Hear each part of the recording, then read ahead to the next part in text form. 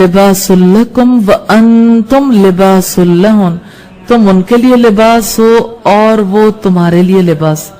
تو مرد اور عورت کو اللہ نے لباس قرار دیا۔ یہ کیسے لباس ہیں؟ لباس زینت، وقار، حفاظت اور عزت کے لیے ہوتا ہے۔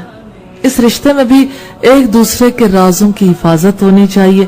بیوی کو شوہر کے مال، اس کی عزت، گھر کے تمام کاموں میں شوہر کے حقوق کی حفاظت امانت سمجھ کر کرنی چاہیے۔ شوہر بیوی کو مال، جان اور عزت کا تحفظ فراہم کرے۔ اس حفاظت میں ہی ایک دوسرے کی عزت ہے، اور اسی کی وجہ سے شوہر اور بیوی کی معاشرے میں عزت ہے۔ پھر شوہر اور بیوی کے درمیان باہمی اعتماد کی اور محبت کی فضا اس رشتے کو باوقار بنا دیتی ہے۔ پھر شوہر اور بیوی کے درمیان معاملات میں نرمی اور شگفتگی اس رشتے کو زینت دیتی ہے۔ تو یہاں رب العزت نے واضح کیا کہ تم ایک دوسرے کے لیے ستر پوش ہو، یعنی لباس ہو، کیونکہ لباس انسان کے جسم کے لیے ستر پوش ہوتا ہے، اس کے عیوب کو ڈھانپ لیتا ہے۔ اگر لباس نہ ہو تو انسان حیوانات کے درجے میں آ جائے۔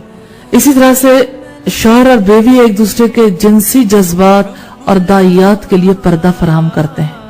نبی صلی اللہ علیہ وسلم نے نگاہ کو باحیا بنانے کے لیے سب سے ضروری چیز نکاح کو قرار دیا، اور حیا کے متعلق آپ جانتے ہی ہیں کہ وہ خود ایک باطنی لباس ہے۔ اس کا دوسرا پہلو یہ ہے کہ یہ زینت ہے، یہ درجہ ستر پوشی کے بعد کا ہے۔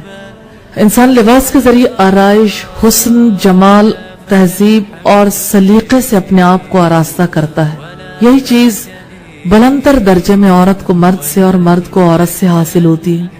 لباس کا تیسرا پہلو یہ ہے کہ وہ سردی، گرمی اور سختیوں اور دشمن کے بہت سے خطرات سے انسان کو محفوظ رکھتا ہے۔